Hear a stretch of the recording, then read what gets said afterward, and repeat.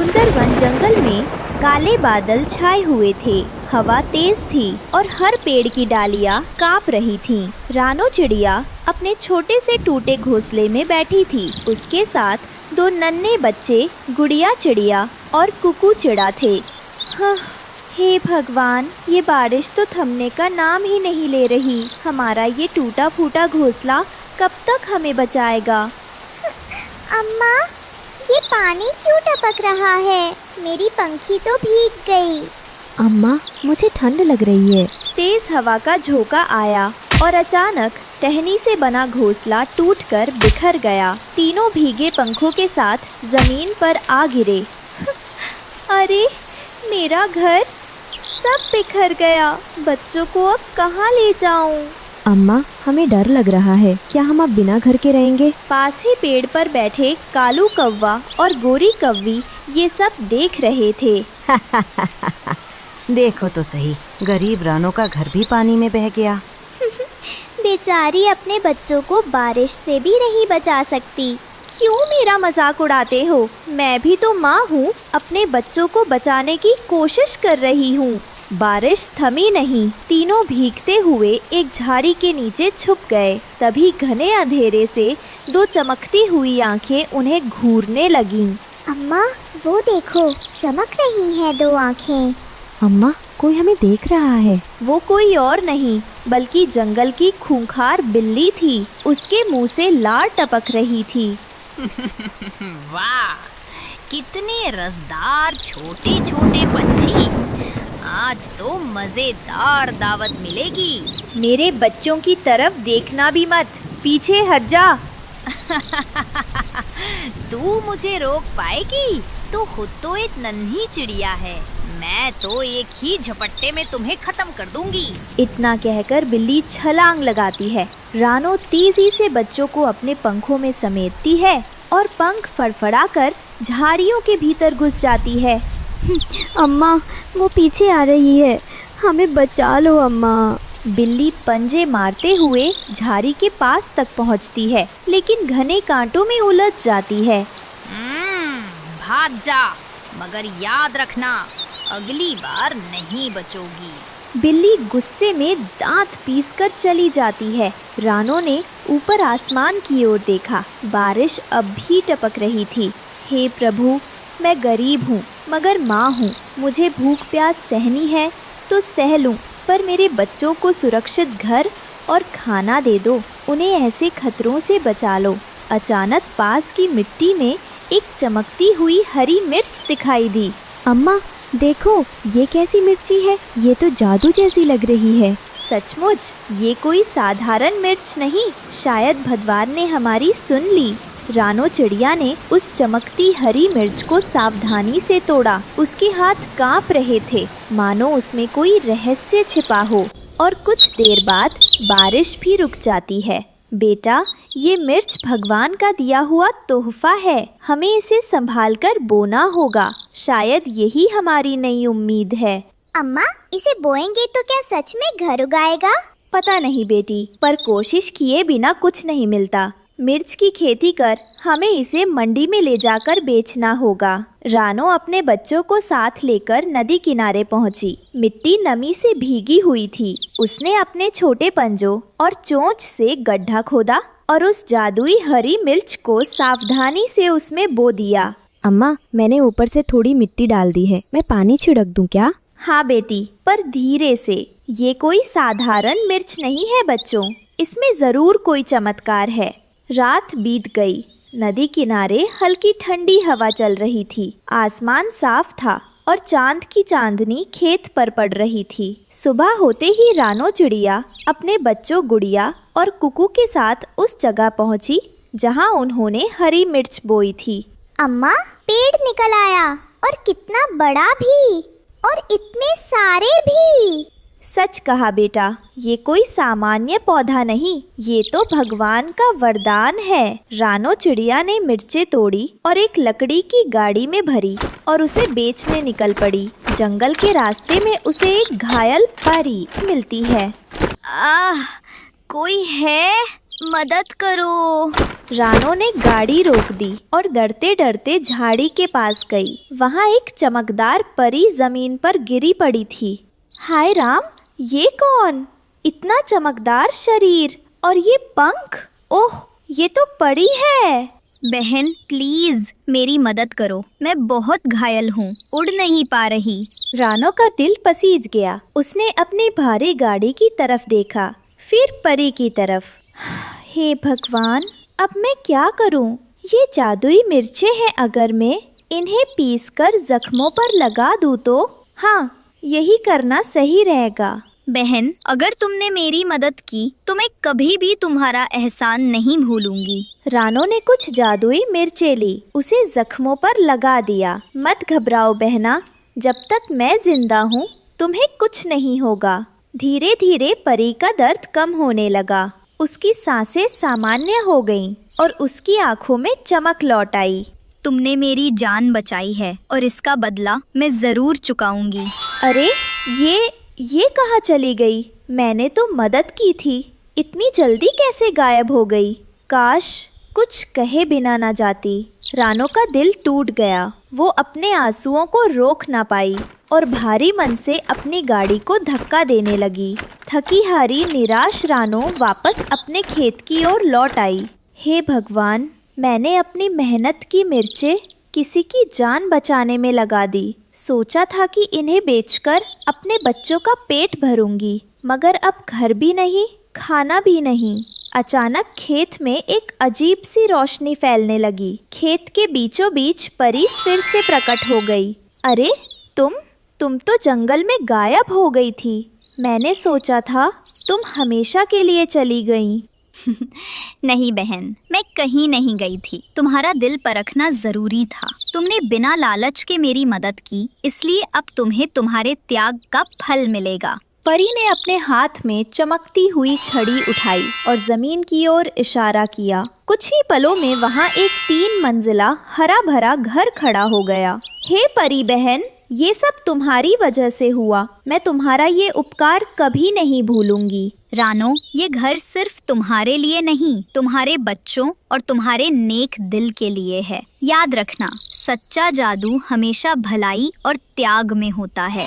इतना कहकर परी रोशनी में बदल गई और आकाश में विलीन हो गई। रानो और उसके बच्चे अपने नए 3 मंजिला घर में खुशी खुशी रहने लगे। मम्मा, हमारी सब्जियां कितनी अच्छी हो गई हैं। मम्मा, क्या अब हम इन्हें बाजार में बेच सकते हैं? हाँ गुड़िया बेटी, हमारी सब्जियां अब बिल्कुल तैयार हैं। हम कल ही इन्हें बाजार लेकर जाएंगे। रानो चिड़िया और गुड़िया कुछ सब्जियां तोड़कर अपने घर ले जाती हैं। कालू जी, वो देखो, रानो चिड़िया की सब्जियां पक गई हैं। हाँ, सब्जियां तो बिल्कुल तैयार लग रही हैं।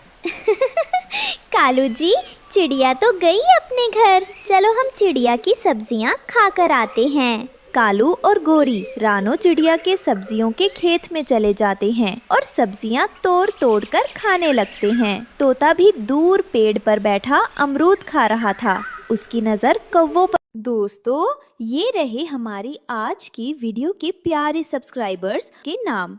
अनुष्का, मुस्कान शेख, दिशा और जो नहीं चुने गए, चिंता मत करो, अगली बार तुम भी बन सकते हो जंगल के सुपरस्टार। दोस्तों, अगर आप भी चाहते हैं मैं आपका नाम अपनी कहानी में लूं, तो देर किस बात की, जल्दी से पर पड़ती है।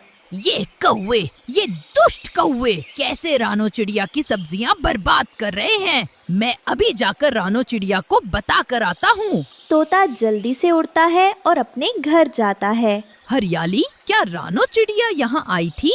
हाँ, आई तो थी, मगर अब चली गई। कह रही थी कौवों के घर भी गाजरें देने जाना है। कैसी बेवकूफ है ये रानो चिड़िया, अपने दुश्मनों को भी अपना दोस्त समझती है। मैं अभी आता हूँ। तोता जल्दी से उड़ता है और रानो चिड़िया के घर जाता है, मगर रानो चिड़िया तो घर पर थी ही नहीं। गुड़िया, गुड़िया बेटी, तुम्हारी मम्मा कहाँ है? अंकल, मम्मा तो आपके घर ही गई है गाजर की सब्जी देने। रानो चिड़िया कौवों के दरवाजे पर दस्तक दे रही थी कि तोता वहां आ जाता है। कोई फायदा नहीं तुम्हारी दस्तक का, क्योंकि कौवे घर पर नहीं है। मगर आपको कैसे मालूम? क्योंकि मैं कौओं को अभी अभी तुम्हारे सब्जियों के खेत में देख कर आ रहा हूँ। जल्दी चलो, वो सारी सब्जियाँ बर्बाद कर रहे हैं। ये आप क्या कह रहे हो तोते भैया? जल्दी चलो। रानो चिड़िया और तोता तुरंत वहाँ से उड़ते हैं और जल्दी से उड़ते हुए खेत में पहुँच जाते हैं। गोरी कालू, कुछ शर्म करो, ये मेरी दिन रात की मेहनत है जिसे तुम दोनों इस तरह बर्बाद कर रही हो। रानो बहन, ये सारी सब्जियां हमने नहीं तोड़ी, ये तो पहले ही कोई तोड़कर फेंक गया था। निकल जाओ मेरे खेत से। दुष्ट कौवा, आइंदा फिर कभी मेरे खेत की तरफ मत आना। गोरी और कालू वहाँ से चले जाते हैं। वह थोड़ी दूर जाकर एक पेड़ पर बैठ जाते हैं। कालू जी, हमारी इतनी बेइज्जती तो कभी नहीं हुई जितनी रानो चिड़िया ने की है आज। मैं छोड़ूंगी नहीं इस छोटी चिड़िया को, मैं बदला लेकर ही रहूंगी इस चिड़िया से। गोरी नाम है मेरा, गोरी। मगर रानो चिड़िया तो अपने घर चली गई थी, वो यहाँ क्यों आई? तुमने देखा नहीं, वो मोटी चोंच वाला तोता भी उसके साथ ही था, उसी ने बताया होगा। मैं छोड़ूंगा नहीं, उस तोते के बच्चे को मैं छोड़ूंगा नहीं। रानो चिड़िया अपने घर चली जाती है। मम्मा, तोता अंकल आए थे, आपका पूछ रहे थे, काफी जल्दी में थे वो, सब ठीक तो है ना? हाँ, वो गोरी और कालू। रानो चिड़िया सारी बात गुड़िया को बताती है।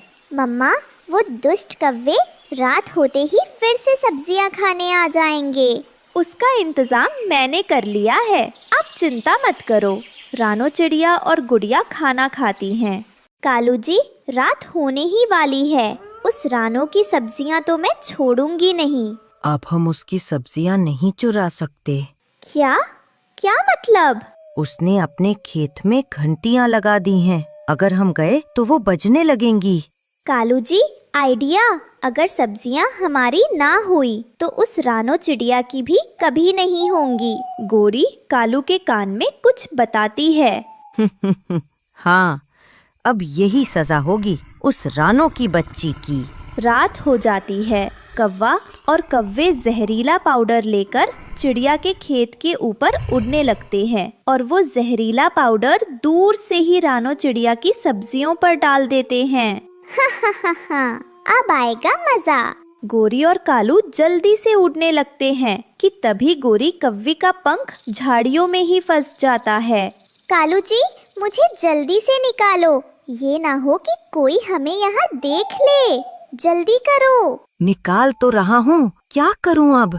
कालू कौवा जैसे तैसे गोरी को वहाँ से निकालता है। चलो, अब जल्दी उड़ो। गोरी और कालू तुरंत वहाँ से भाग जाते हैं। सुबह हो जाती है। गुड़िया आज बहुत खुश थी क्योंकि वो आज पहली बार अपनी मम्मा के साथ बाजार जाने वाली थी। मम्मा चले? गुड़िया बेटी, तुम जाकर सब्जियां तोड़ो, मैं कबूतर चाचा से उनकी बैलगाड़ी लेकर आती हूँ। ठीक है मम्मा। गुड़िया जाती है और सब्जियों के खेत में जाकर सब्जियां तोड़ तोड़ कर टोकरियां भरने लगती है। रानो चिड़िया कबूतर चाचा के दरवाजे पर दस्तक देती है। रानो चिड़िया, कैसे आना हुआ? मुझे एक दिन के लिए आपकी बैलगाड़ी चाहिए, क्या मैं ले जाऊं? हाँ, ले जाओ। रानो चिड़िया वो बैलगाड़ी लेकर खेत में जाती है और दोनों माँ बेटी मिलकर सब्जियां तोड़ तोड़ कर बैलगाड़ी पर रखती हैं। माँ, अब चलें? हाँ, चलो बेटी। रानो चिड़िया और गुड़िया सब्जियों से भरी हुई बैलगाड़ी लेकर खुशी खुशी मंडी जाती हैं। चिड़िया, तुम्हारी सब्जियां बहुत अच्छी हैं। मैं इन सब्जियों का तुम्हें 10,000 दूंगा। 10,000? इतने सारे पैसे? रानो बाजार से लौटकर थकी हुई घर पर बैठी थी। तभी गुड़िया मासूमियत से टोकरी में से एक हरी सब्जी उठाकर खाने लगी। मम्मा, हमारी सब्जियां तो बहुत मजेदार हैं। मैं भी खा लेती हूँ। गुड़िया सब्जी खाती है। कुछ देर बाद उसका चेहरा उतरने लगता है। मम्मा, मुझे चक्कर आ रहे हैं, बहुत अजीब लग रहा है। गुड़िया, अरे ये तेरा रंग पीला क्यों पड़ रहा है? या अल्लाह, क्या हो गया मेरी बच्ची को? रानो गुड़िया को बैलगाड़ी में लिटाकर जंगल में मदद ढूंढने निकल पड़ी। उसकी आंखों से आंसू बह रहे थे। कोई मदद करो, मेरी बच्ची को बचा लो। किसी को दवा पता हो तो बताओ। पक्षी और जानवर उसे देखते हैं लेकिन कोई मदद नहीं करता। देखा गोरी, हमारी चाल कितनी कामयाब रही। रानो की बच्ची अब मौत के मुंह में जाएगी। हाँ कालू, अब सबको लगेगा कि रानो गंदी और जहरीली सब्जियां बेचती है। उसकी इज्जत भी जाएगी और घर भी बर्बाद होगा। दोनों जोर जोर से हंसते हैं। वही जंगल के एक हिस्से से बूढ़ा हकीम कछुआ पानी के पास बैठा जड़ी बूटियां चुन रहा था। लंबी दौड़ के बाद रानो एक बुजुर्ग हकीम कछुए के पास पहुंची, जो जंगल का जाना माना वैद्य था। हकीम साहब, मेरी गुड़िया मर जाएगी। उस पर जहर का असर हो रहा है, आप ही कुछ कीजिए। घबराओ मत बेटी, जंगल में हर जहर का इलाज मौजूद है। जल्दी से उसे जमीन पर लेटाओ। वो अपनी पोटली से कुछ पत्ते निकालकर गुड़िया को काढ़ा पिलाता है। कुछ ही देर में गुड़िया की सांसें संभलने लगी। उसका चेहरा फिर से लालिमा से भर गया। मम्मा, मेरी बच्ची, अल्लाह तेरा शुक्र है। हकीम साहब, आपने मेरी जान बचा ली। बेटी, हमेशा याद रखना, मेहनत से कमाया हुआ कभी जहर नहीं बनता। जहर तो हमेशा लालच और बुराई से आता। हरे भरे खेतों के बीच एक छोटे से मटर के खेत में रानो चिड़िया रहती थी। उसका अपना मटर का घर था, जो मटर की बेलों से बना था। रानो हर दिन बड़े प्यार से खेत देखती। ये मेरा प्यारा मटर का घर है। मैं इसमें मटर बोऊंगी और खूब सारी फलियां निकालूंगी। फिर मैं अपने दोस्तों को भी खिलाऊंगी। एक दिन सुबह सुबह रानो ने खेत में मेहनत शुरू की। उसने छोटे छोटे मटर के बीज मिट्टी में दबा दिए। बीज उगेंगे, मटर खिलेंगे, खुशियाँ आएंगी, सबको मिलेंगे। दिन बीतते गए, बीज जमीन में पड़े रहे, लेकिन आसमान से बारिश की एक बूंद भी नहीं गिरी। रानो चिंतित हो गई। खेत की मिट्टी सूखी पड़ी थी। रानो रोज देखती, पर कुछ नहीं उग रहा था। वह उदास होकर पेड़ की छांव में बैठ गई। काश कोई बादल आता और मेरे खेत में बरस जाता। आखिरकार रानो ने ठान लिया कि वह खुद ही बादलों से मदद मांगेगी। वह पंख फैलाकर आसमान की ओर उड़ चली। ऊंचे ऊंचे पेड़ों से ऊपर जा पहुंची। ऊपर नीले आसमान में उसने एक बड़े गोल मटोल सफेद बादल को देखा। उसका नाम था बबलू बादल। ओ बबलू भाई, जरा मेरी बात सुनो। अरे, कौन बुला रहा है? ओह, तुम तो प्यारी सी रानो चिड़िया हो। क्या बात है? बबलू भाई, मैंने अपने खेत में मटर बोए हैं, पर बारिश ही नहीं हो रही। अगर ऐसे ही रहा तो मेरा मटर का घर सूना रह जाएगा। प्लीज मेरे खेत में पानी बरसा दो। मैं बहुत दूर तक घूमता हूँ, हर जगह पानी बरसाता हूँ, पर तुम्हारी मेहनत और प्यार देखकर लगता है मुझे तुम्हारी मदद करनी चाहिए। बबलू बादल मुस्कुराया और रानो के खेत में गया और झूम झूम कर बरसने लगा। रानो के खेत में बूंदें गिरने लगीं। सूखी जमीन भीग गई। वाह, अब मेरे मटर के बीज अंकुरित होंगे। धन्यवाद बबलू भाई। कुछ ही दिनों में खेत हरा भरा हो गया। बेलें चढ़ी, फूल खिले और हरे हरे मटर की फलियां लटक गईं। रानो का मटर का घर फिर से सुंदर और खुशहाल हो गया। हरी हरी फलियां, मीठे मीठे दाने, सबको बांटूंगी, मिलकर खाएंगे हम सारे। रानो ने अपने दोस्तों को बुलाया। गौरैया, तोता और कबूतर सब में मिलकर मटर की दावत उड़ाई। बबलू बादल आसमान से झांककर सबको देख मुस्कुराया। धन्यवाद बबलू भाई, आपने मेरा मटर का घर बचा लिया। मेहनत और सच्चे दिल से की गई दुआ कभी खाली नहीं जाती। लेकिन नदी के उस पार एक और जंगल था। वहाँ रहते थे कालू कौवा और बुल्ला चील। उस जंगल में कई महीनों से बारिश नहीं हुई थी। पेड़ सूख गए थे। अब तो खाने को थोड़ी सी हरी घास भी नहीं बची थी। कालू भाई, अब तो भूख से हालत खराब है। खाने को न एक दाना मिल रहा है, न कोई हरी पत्ती। मैं तो शाकाहारी हूँ, बिना दाने पत्ते के जीना मुश्किल है। हाँ बुल्ला, भूख लगती है तो दिमाग भी काम नहीं करता। अब तो हमें कुछ बड़ा करना ही पड़ेगा, वरना हाल और बुरा होगा।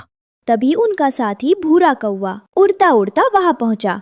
दोस्तों, मैंने अभी नदी पार की। वहाँ खूब बारिश हुई है। और सुनो, एक चिड़िया ने खेत में मटर बोए थे। अब तो पूरा खेत हरे हरे मीठे मटर से लहलहा रहा है। अरे वाह, मीठे मटर, यही तो चाहिए मुझे। चलो कालू भाई, अब देर किस बात की। तो ठान लिया, आज रात रानो चिड़िया के खेत में हमारी दावत होगी। तीनों दोस्त बैठकर योजना बनाने लगे। पर ध्यान रहे, रानो चिड़िया अकेली है लेकिन समझदार भी है। सीधे सीधे जाएंगे तो वो हमें रोक लेगी। चिंता मत करो, मैं ऐसा चालाक हूँ कि रानो को भनक तक नहीं लगेगी। पहले हम खेत का हाल देखेंगे, फिर रात को हमला करेंगे। ठीक है, मैं ऊपर से उड़कर चौकीदारी करूंगा। कोई और जानवर आया तो पहले से बता दूंगा। तीनों भूखे दोस्त नदी पार करके धीरे धीरे रानो के जंगल की ओर बढ़े। रास्ते में उनके मन में सिर्फ एक ही ख्याल था, हरे हरे मीठे मटर। बस थोड़ी दूर और, उसके बाद हमारा पेट भर जाएगा। वाह, सोचकर ही मुंह में पानी आ रहा है। इधर रानो चिड़िया खेत में मटर तोड़ रही थी। तभी हवा का झोंका आया और उसे लगा जैसे कोई बुरी नजर उसे देख रही हो। ये कैसी बेचैनी है? ऐसा क्यों लग रहा है जैसे कोई मेरे खेत की तरफ आ रहा है? ऊपर आसमान में भुल्ला चील उड़ रहा था और सब देख रहा था। उसने नीचे कालू कौवा और भूरे कौवे को इशारा किया। हाँ, यही है वो खेत। देखो कैसे हरे भरे मटर चमक रहे हैं। जल्दी आओ। हा, अब रानो की खुशी पर हमारी नजर है।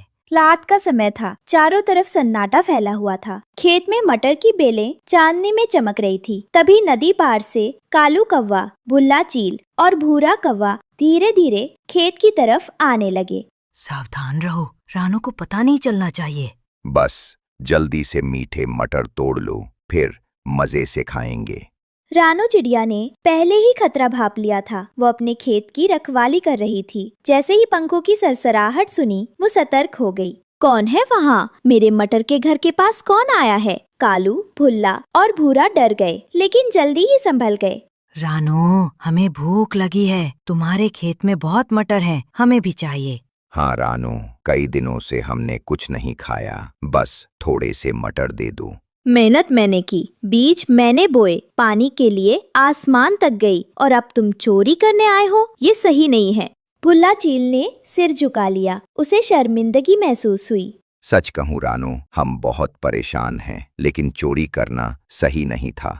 भुल्ला, गलती मानना अच्छी बात है। देखो, खुशी बांटने से बढ़ती है। अगर तुम्हें सीधे आकर मांगा होता तो मैं खुद ही मटर बांट देती। रानो ने कुछ मटर की फलियां तोड़ी और कालू, भुल्ला और भूरे को दे दी। सबने मिलकर खेत के किनारे बैठकर मटर खाए। वाह, कितने मीठे और स्वादिष्ट मटर हैं। धन्यवाद रानो, आज हमारा पेट भी भर गया और दिल भी।